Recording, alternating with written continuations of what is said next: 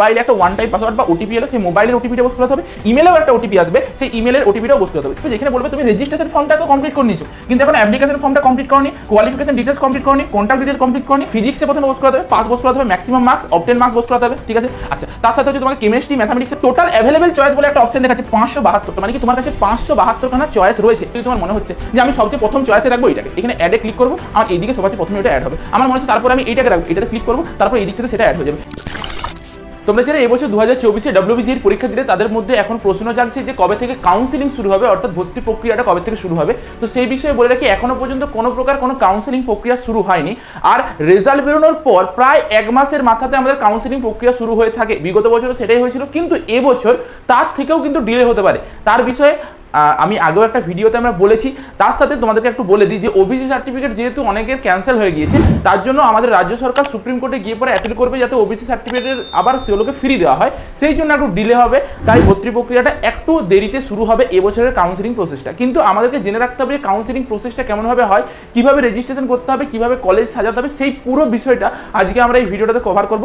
ভিডিওটা একটু লেন্দি হতে পারে, তার জন্য পুরো ভিডিওটা দেখবে। একটা ভিডিও দেখে নিলে তোমাকে আর অন্য কোনো ভিডিও দেখতে হবে না। তারপর আমি পরবর্তী সময় তোমাদেরকে বলে দেবো কেমনভাবে কলেজ সাজাতে হবে, কোন কলেজকে আগে রাখবে, কোন কলেজকে পরে রাখবে, যার জন্য তোমার র্যাঙ্কে তুমি সবচেয়ে বেস্ট কলেজটা পাবে, বেস্ট কম্বিনেশনটা তুমি পাবে, সেই জিনিসটা আমি তোমাদেরকে পেতে সাহায্য করবো। চলো আমরা ডিরেক্ট শুরু করে দিই যে কেমনভাবে আমাদের কাউন্সিলিং প্রসেসটা হয়, পুরো একদম স্টেপ বাই স্টেপ প্রসেসটা দেখাবো। আমাদের কাউন্সিলিং অ্যাকচুয়ালি 3টে রাউন্ডে হয়ে থাকে, যার মধ্যে প্রথম রাউন্ড একটা হয়, একটা ফার্স্ট রাউন্ড হয়, একটা সেকেন্ড রাউন্ড হয়, আর একটা মপ আপ রাউন্ড কাউন্সিলিং হয়ে থাকে। তো প্রথম রাউন্ড বা ফার্স্ট রাউন্ড কাউন্সিলিংয়ের পূর্বে আমাদেরকে আগে রেজিস্ট্রেশন করতে হয়, যেটা এখানে লেখা রয়েছে রেজিস্ট্রেশন। এই রেজিস্ট্রেশন প্রসেস ভীষণ লেন্দি প্রসেস, আজকে আমি দেখাবো কেমনভাবে রেজিস্ট্রেশন করতে হয়।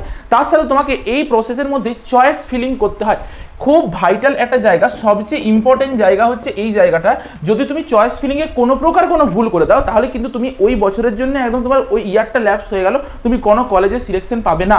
তার জন্য সবচেয়ে ইম্পর্টেন্ট জায়গা এটা, যেটা আমরা যেরকমভাবে বলবো সেইভাবেই সেটাকে ফলো করে করে ফিল আপ করবে, সেই মেথডে ফিল আপ করবে, আদারওয়াইজ কিন্তু তোমার এই বছরটা গোটাটা নষ্ট হয়ে যাবে। আমরা যাদের র্যাঙ্ক অনেক বেশি তাদেরকেও কলেজ পেতে সাহায্য করবো, যারা কম র্যাঙ্কে আছে তারা কীভাবে ভালো কলেজটা পাবে, তোমার চয়েসের থেকেও ভালো কলেজ কীভাবে পেতে পারো, সেই জিনিসটা কিন্তু ম্যাটার করে এই চয়েস ফিলিংয়ে। আচ্ছা, এই চয়েস ফিলিং করে দেওয়ার পর তোমাদেরকে ফিস পেমেন্ট আরে করে পরে তুমি চয়েস ফিলিং করলে, তারপর তোমার একটা নতুন সিস্টেম আগের বছর থেকে ইনক্লুড হয়েছিল, যে প্রভিশনাল সিট অ্যালটমেন্ট একটা বা মক সিট অ্যালটমেন্ট বলতে পারো, সে একটা মক সিট অ্যালটমেন্টের বলতে একটা জিনিস আসে আর কি, ঠিক আছে। মক সিট অ্যালটমেন্ট সেই জিনিসটা কি, যে তুমি ধরো এখানে চয়েস ফিলিং করেছিলে, সেই চয়েস ফিলিংটা করার পরে তোমার রেজাল্ট বেরোবে একটা দিনে যে তুমি কোন কলেজ পেলে। তার আগে তোমাকে মক সিট অ্যালটমেন্ট দেবে, অর্থাৎ যেখানে তোমাকে বলে দেবে যে তোমার এইখানে পেতে পারো। এটা আগে যেই মেনে ছিল, জোসা কাউন্সিলিংয়ে ছিল, কিন্তু আগের বছর থেকে যেটা আমাদের ওয়েস্ট বেঙ্গল বোর্ডেও নিয়ে আসা হয়েছে মক কাউন্সিলিংয়ের জন্য।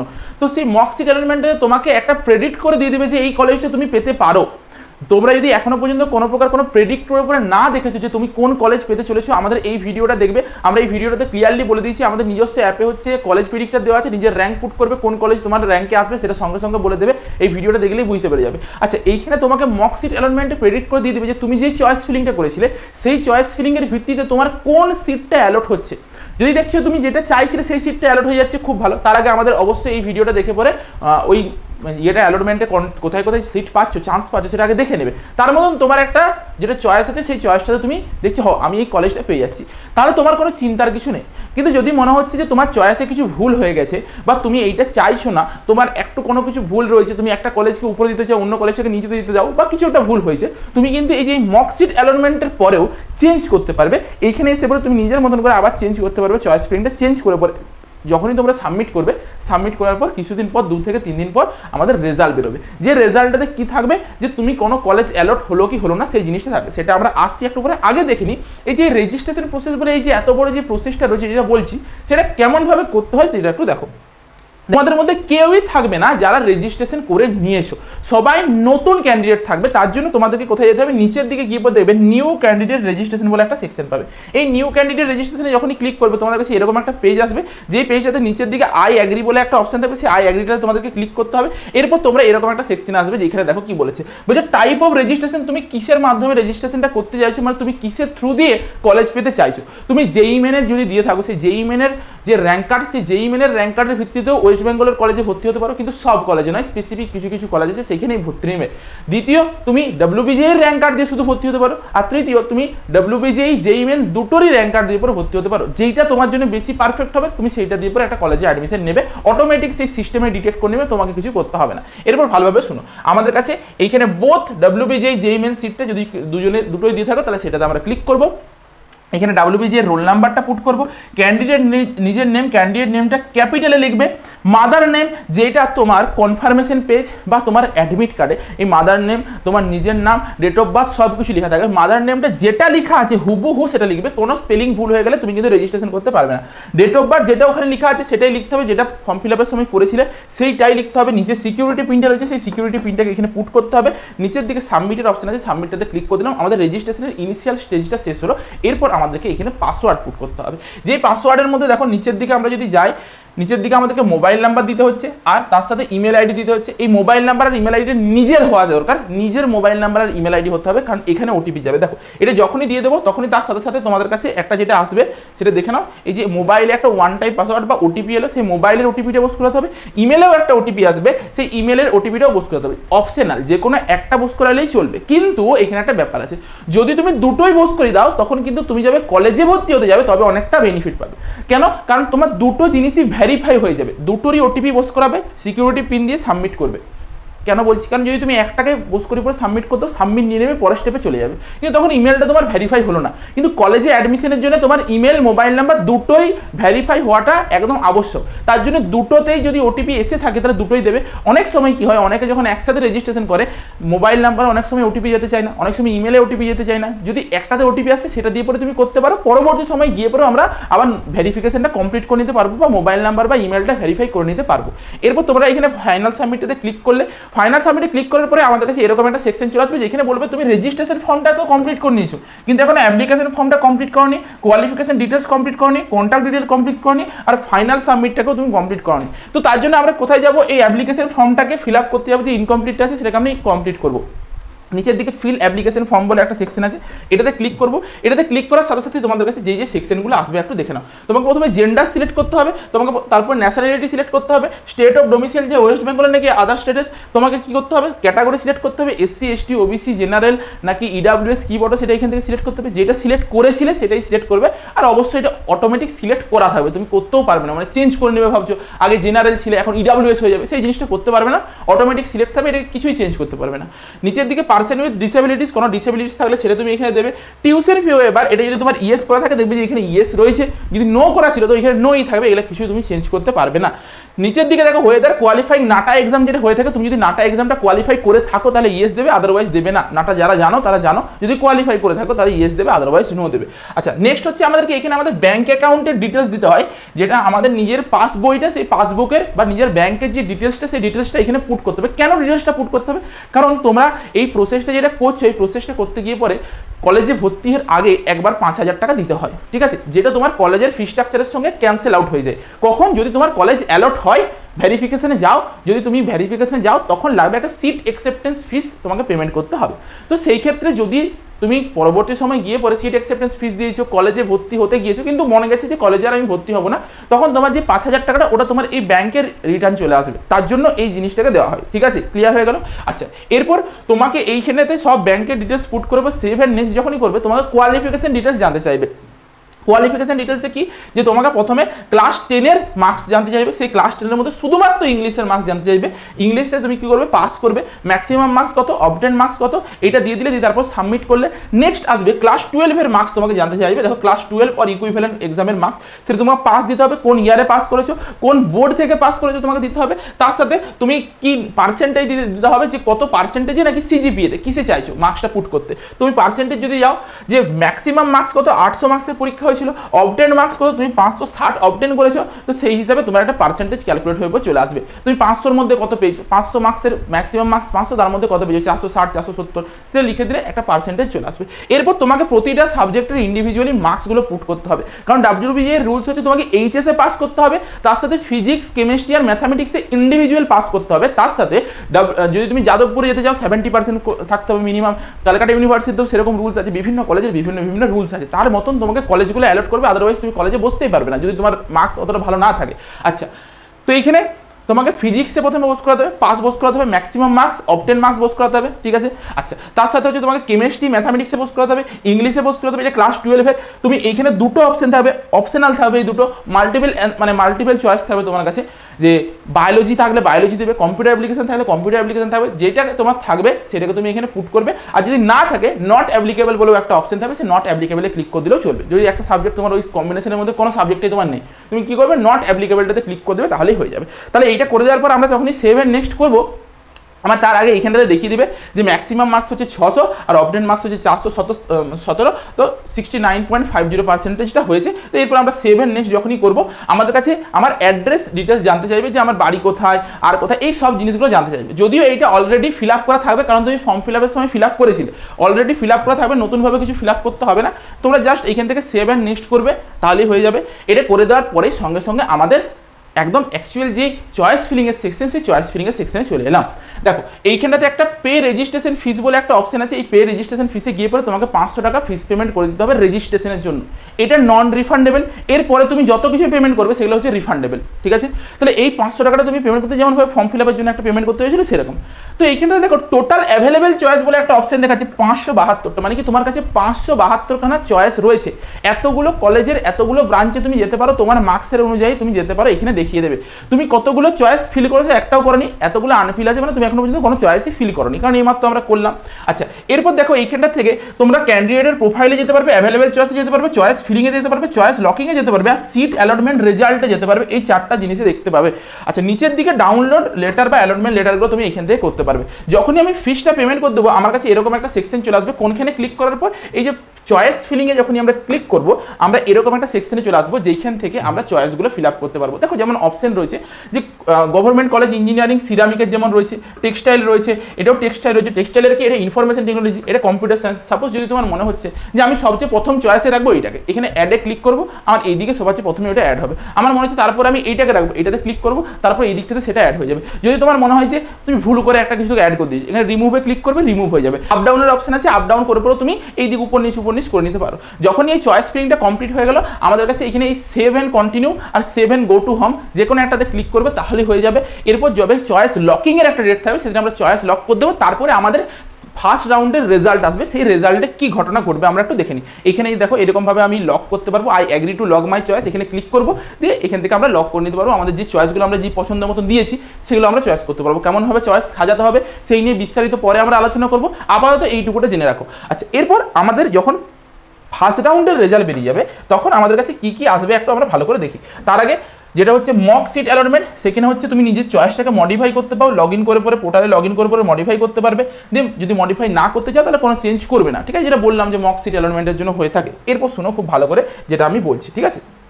আমাদের প্রথম রাউন্ডের রেজাল্ট এখানে ডিক্লিয়ার হলো, ফার্স্ট রাউন্ডের অ্যালটমেন্ট হলো। হতে পারে তোমার অ্যালটমেন্ট হবে ইয়েস, বা তোমাকে অ্যালটমেন্ট কোনো কলেজে দিল না, তোমার র্যাঙ্কে তুমি কোনো কলেজে অ্যালটমেন্ট হলো না, এটা প্রথম হতে পারে। আবার দ্বিতীয় কী হতে পারে, তুমি অ্যালটমেন্ট পেলে, এমনটাও হতে পারে। আচ্ছা, যদি তুমি না পাও চিন্তার কিছু নেই, তুমি ওয়েট করবে, কারণ তোমার পরবর্তী রাউন্ডে তুমি অটোমেটিক চলে যাবে। পরবর্তী রাউন্ডে যদি তোমার পাওয়ার হয়, সেই পরবর্তী রাউন্ডে তোমরা পাবে। তোমরা কী করবে, যদি কোনো কলেজ অ্যালটমেন্ট না হয় ওয়েট করবে।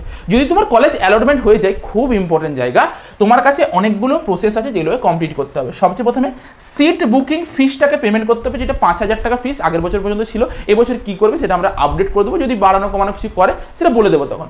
5000 টাকা তোমাকে ফিস পেমেন্ট করতে হবে। এই ফিসটা চিন্তার কিছু নেই, এটা রিফান্ডেবল। যদি তুমি কলেজে ভর্তি না হও রিফান্ড পেয়ে যাবে, আর যদি তুমি কলেজে ভর্তি হয়ে যাও তাহলে কলেজের যেটা ফিস সেই ফিস স্ট্রাকচারের সঙ্গে এই ফিসটাকে ক্যান্সেল আউট করে দেবে। ক্লিয়ার হয়ে গেল? আচ্ছা, তারপর তোমাকে যেতে হবে ফিজিক্যাল ভেরিফিকেশন করতে। এটা তোমার যেই কলেজে ফার্স্ট রাউন্ডে একটা কলেজ অ্যালট হবে, যে কোনো একটা কলেজে অ্যালট হবে, একটা ব্রাঞ্চই অ্যালট হবে, অ্যালটমেন্টটা পেলে ওই কলেজে গিয়ে পরে তোমাকে ফিজিক্যাল ভেরিফিকেশন কমপ্লিট করতে হবে। এই জিনিসটা কি, যে তোমাকে ওখানে গিয়ে পরে তোমার যত যত ডকুমেন্টস আছে, তুমি ধরো এখানে এইচএসের মার্কসগুলো বস করেছিলে, তুমি ভুয়ো তথ্য তো দিতে পারো, তথ্যগুলোকে তোমাকে সত্য প্রমাণ করতে হবে। তুমি ধরো ইডাব্লিউএস করেছিলে, কিন্তু তোমার কাছে ইডাব্লিউএস সার্টিফিকেটই নেই, তাহলে তুমি ইডাব্লিউএস কেন করেছিলে? তো তখন গিয়ে পরে তুমি ইডাব্লিউএসটা তোমার ক্যান্সেল হয়ে যাবে, তুমি কিসে কনভার্ট হয়ে যাবে? জেনারেলে কনভার্ট হয়ে যাবে। যাদের ওবিসির ক্ষেত্রে যদি কোনো নিয়ম না বার করে, তাহলে ওবিসির ফার্স্ট রাউন্ডে যে ওবিসিরা যারা ক্যান্সেল হয়ে গেছে, তোমাদের সিট ক্যান্সেল হয়ে যাবে। সেকেন্ড রাউন্ডে গিয়ে পরে তোমরা অ্যাজ এ জেনারেল আবার পার্টিসিপেট করবে, চিন্তার কিছু নেই, তোমরা জেনারেল হয়ে যাবে, জেনারেল হয়ে পরে আবার তোমরা পার্টিসিপেট করতে পারবে। তো তোমাদের কাছে এই যে ফিজিক্যাল ভেরিফিকেশনটা এটা যাওয়াটা মাস্ট, ঠিক আছে? এটাতে যদি তুমি না যাও তুমি ফার্দার আর কোনো কাউন্সিলিংয়েই পার্টিসিপেট করতে পারবে না, কোনো রাউন্ডেই বসতে পারবে না, একদম পুরো তুমি কাউন্সিলিং থেকে বিচ্ছিন্ন হয়ে গেলে। তোমার এই ফিজিক্যাল ভেরিফিকেশন সে যেখানেই কলেজ পড়ুক, সেই উত্তরে দক্ষিণে মানে জঙ্গলের ভিতরে পাহাড়ের ভিতরে যেখানেই কলেজ পড়ুক, তোমাকে এখানে কিন্তু যেতে হবে। যদি কলেজ পড়ে যায় ফিজিক্যাল ভেরিফিকেশন মাস্ট করাতে যেতে হবে। এইটা করে নেওয়ার পরে তোমার কাছে দুটো অপশন কলেজ তোমাকে দেবে, একটা হয় তুমি অ্যাডমিশন নিতে পারো, নয়তো তুমি অ্যাডমিশন নেবে না। তোমার কাছে দুটো অপশন থাকবে, হয় তুমি ইয়েস আপগ্রেডেশন করবে, নয়তো তুমি নো আপগ্রেডেশন করবে, অ্যাডমিশন নেবো নয়তো অ্যাডমিশন নেবো না। ইয়েস আপগ্রেডেশন জিনিসটা কি? ইয়েস আপগ্রেডেশন জিনিসটা হচ্ছে তুমি যেই কলেজটা ফার্স্ট রাউন্ডে পেয়েছো সেই কলেজটা তোমার নামেই থাকবে, কিন্তু যদি দেখা যাচ্ছে সেকেন্ড রাউন্ডে গিয়ে পরে তুমি ওর থেকেও ভালো কোনো কলেজ পাচ্ছ, তাহলে আগের কলেজটাকে হাঁটিয়ে দেবে, তোমাকে ভালো কলেজটা অ্যালট করে দিল।